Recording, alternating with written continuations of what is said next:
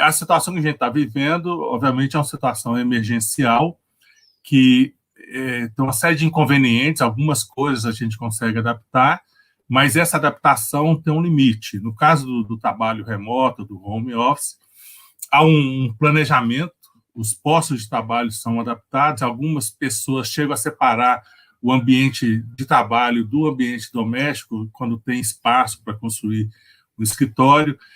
O tempo da vida pessoal é separado da vida de um trabalho, porque a vida cotidiana tem um funcionamento normal, que não é a situação que nós estamos vivendo hoje, com as escolas paralisadas, com as creches, em que toda a vida pessoal e familiar está mudada, transformada.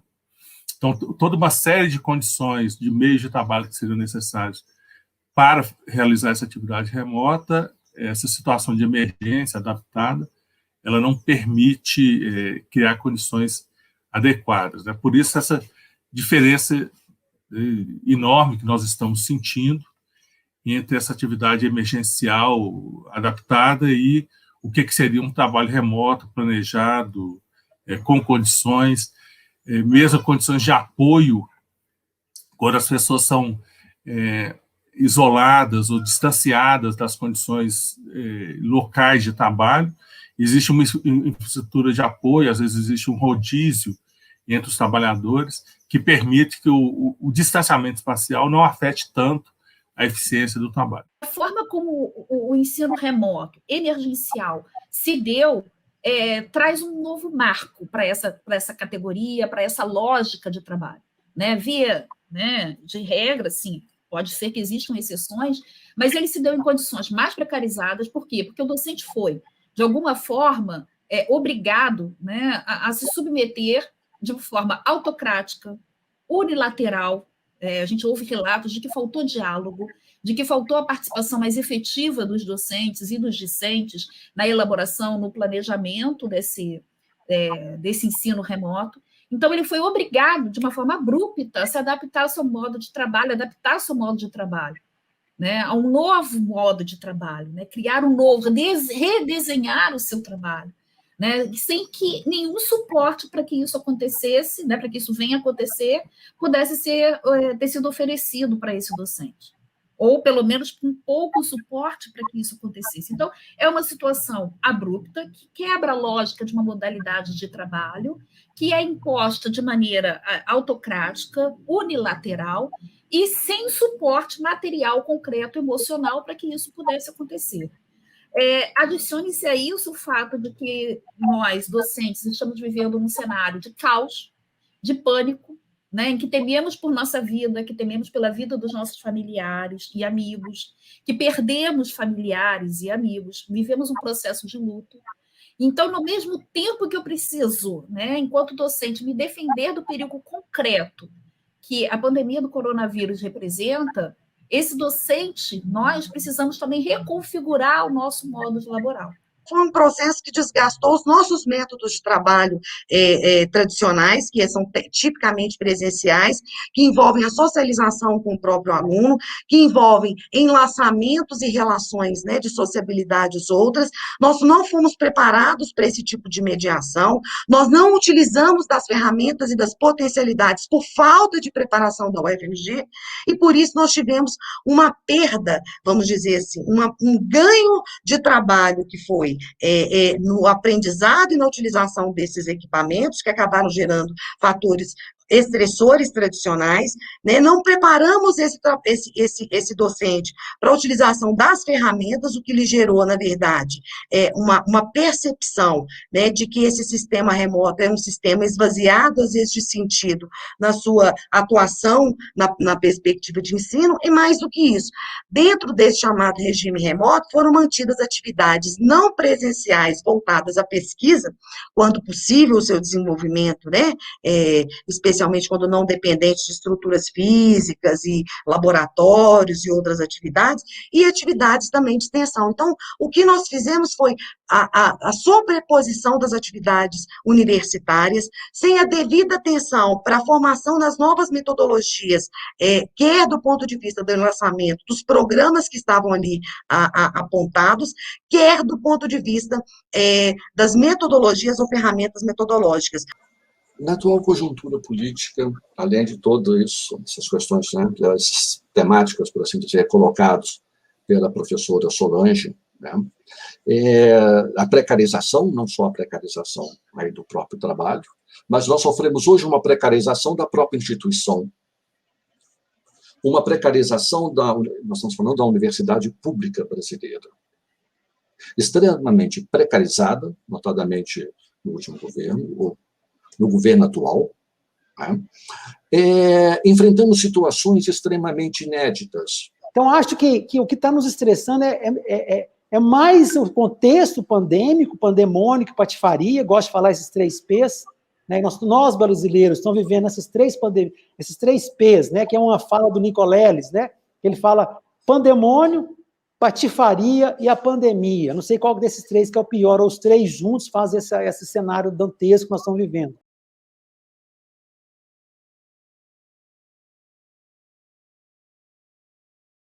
Outra coisa fundamental é que não existe, a rigor, trabalho remoto exclusivo. Todo planejamento, toda atividade remota requer um tempo de convivência presencial, face a face, com as outras pessoas. Mesmo atividades que são realizadas remotamente em escala global, elas funcionam porque as pessoas têm um tempo de convivência, têm uma experiência coletiva comum, que permite que a comunicação e o trabalho coletivo possa acontecer. Essa situação que nós estamos vivendo de isolamento espacial quase total, ela não permite que a gente faça o trabalho com o mesmo grau de eficiência que a gente faz, seja no trabalho presencial ou no trabalho remoto, planejado e adaptado com as características adequadas. Além desses problemas que já propiciam, vamos dizer, uma quebra de bem-estar, né, uma desorganização nos fatores da nossa atividade produtiva docente, além disso, me parece que houve um problema, né, não só afeta as questões do meio ambiente, as questões ergonômicas, mas especialmente algumas defecções com relação às metodologias de trabalho. Nós sabemos que a UFMG, há muito tempo, se preparou para poder retomar as atividades acadêmicas, pensando na qualidade e na inclusão digital, na qualidade do ensino e na inclusão digital. E, para isso, estabeleceu diretrizes que tiveram que ser atendidas por nós trabalhadores do ensino, e que nos impôs, vamos dizer, enlaçamentos com equipamentos, com sistemas que ela estabeleceu e que para os quais nós não fomos preparados previamente. Então, em primeiro lugar, nós temos que chamar a atenção que é uma condição que agrava o bem-estar no desenvolvimento do trabalho, a ausência de uma preparação adequada quanto aos métodos e processos de trabalho. E chama a atenção que, além disso, houve uma alteração ao longo do regime emergencial nas próprias bases tecnológicas unilateralmente estabelecidas, né, pelo sistema que foi acolhido, pelo qual o regime remoto foi propiciado na UFMG a partir do convênio UFMG-Microsoft com a utilização da Microsoft Teams. Então, vários professores, aliás, a boa parte dos professores tiveram alterações no processo de trabalho sem que tivessem sido alertados oportunamente a respeito disso, tendo prejuízo do desenvolvimento das suas atividades.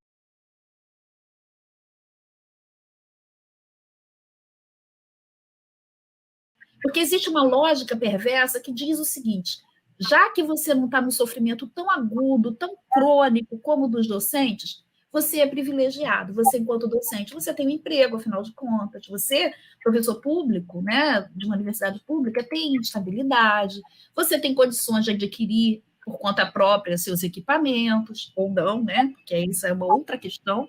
Tivemos que também, além de tudo, investir com os nossos próprios orçamentos, né, nessa mudança.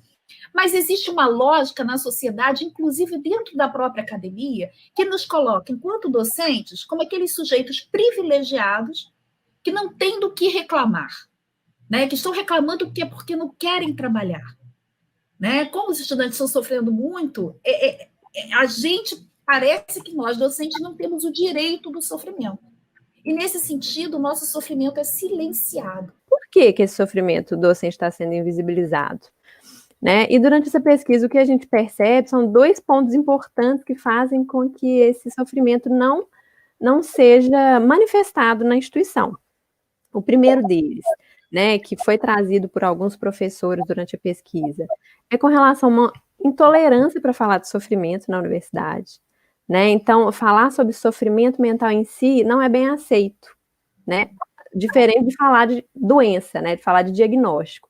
Então, teve uma fala de um professor que nos marcou muito. Ele dizia que se a gente falar que está deprimido, a gente é aceito, mas se a gente falar que está triste, não. Então, esse sofrimento, ele só aparece na universidade quando ele é transformado em adoecimento. Transformado, que eu digo, é reconhecido enquanto adoecimento, né? Então, é como se o professor ele se sentisse reconhecido naquele sofrer.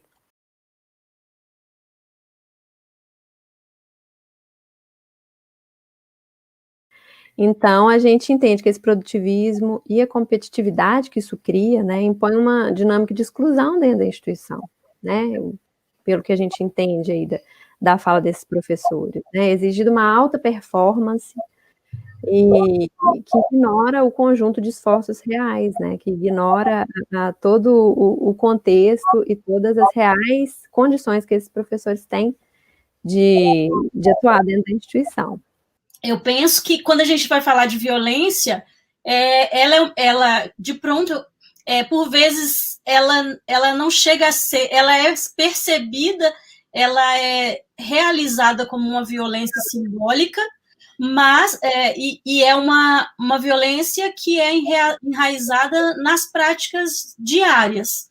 Então, é preciso saber que o espaço acadêmico ele é um espaço de competição, né? É um espaço que a gente já sofre uma primeira violência, que é a violência da escassez de recursos, né? Não existe recurso para todo mundo, para todos os projetos, para todas as propostas.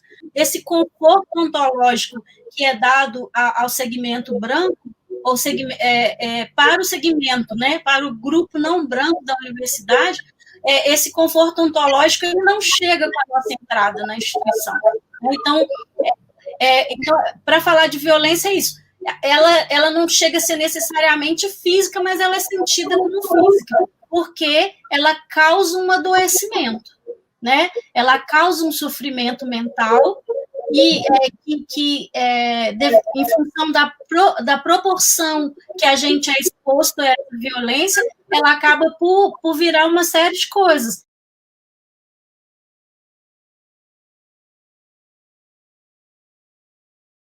O DASH, então, ele é dividido em 2 grandes grupos. A perícia, assim, a área pericial propriamente dita, e a área de atenção à saúde do servidor.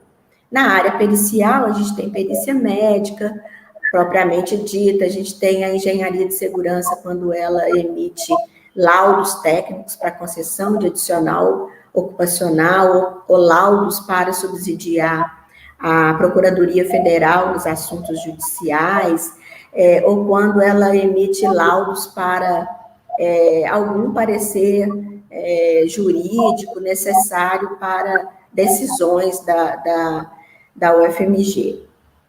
E também a gente, na parte pericial, tem as concessões do adicional de insalubridade, né, que eu falei aqui, e também os admissionais e os exames periódicos de saúde. Isso tudo entra na questão pericial. A comissão, ela tem, ela caminha, ela entra numa série histórica de ações voltadas à saúde mental no âmbito da universidade, da UFMG, e dentro dessa proposta, né, ela vem para dar concretude, para consolidar e para continuar o processo de construção dessa política de saúde mental para o UFMG.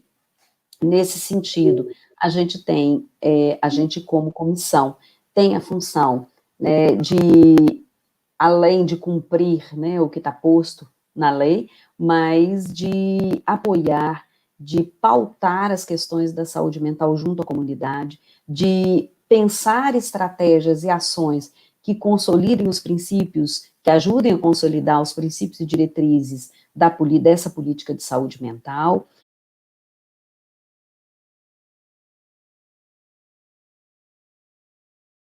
Se a gente está sofrendo no individual, né, de uma forma individualizada, eu acho que é no coletivo que a gente tem que encontrar essas soluções, né? Certamente o isolamento provocado pela pandemia também provoca isolamento no enfrentamento dessas condições, né, avassaladoras nas quais nos encontramos. E é no coletivo que podemos reconhecer que o que está acontecendo comigo não está acontecendo só comigo, porque eu fico achando que é um erro meu, que é a Catarina que não está conseguindo, que é um fracasso individual, que eu não sou resiliente o suficiente. Né? Quando eu não começo a ouvir, fala, caramba, tem outras pessoas sofrendo por isso. No dia a dia, a gente troca essas conversas, compartilha isso no cafezinho, no corredor, na reunião departamental, no momento entre uma aula e outra, ou nos movimentos mais organizados. Mas agora que a gente está isolado, né? A nossa construção subjetiva, as nossas formas de lidar e a afetividade emocionalmente para lidar com isso têm sido também afetadas. Mas eu acho que a gente tem que pensar em formas de dar espaço para que esse sofrimento apareça, né? E não ficar só na escuta, né? A escuta é muito importante, mas esse sofrimento ele tem que aparecer e dali tem que surgir estratégias coletivas. E aí a gente fala coletivas porque não tem jeito da gente agir individualmente diante dessas dificuldades, né? Como eu disse, nós não temos tanta autonomia diante de todas as pressões que o professor vem sofrendo. Então, as alternativas, elas têm que ser coletivas, porque elas têm mais força dessa forma, né? E dessa forma a gente atinge a categoria como um todo. Nós temos que colocar também o lugar do sindicato, que eu só consigo entender como uma instância de resistência, como uma instância capaz de possibilitar, né, construir meios para que esses trabalhadores possam exercerem suas atividades do ponto de vista técnico e ético de maneira que venha, né, aquilo que temos pensado ao longo dos anos, né, do que seja uma universidade pública de qualidade, uma universidade pública que seja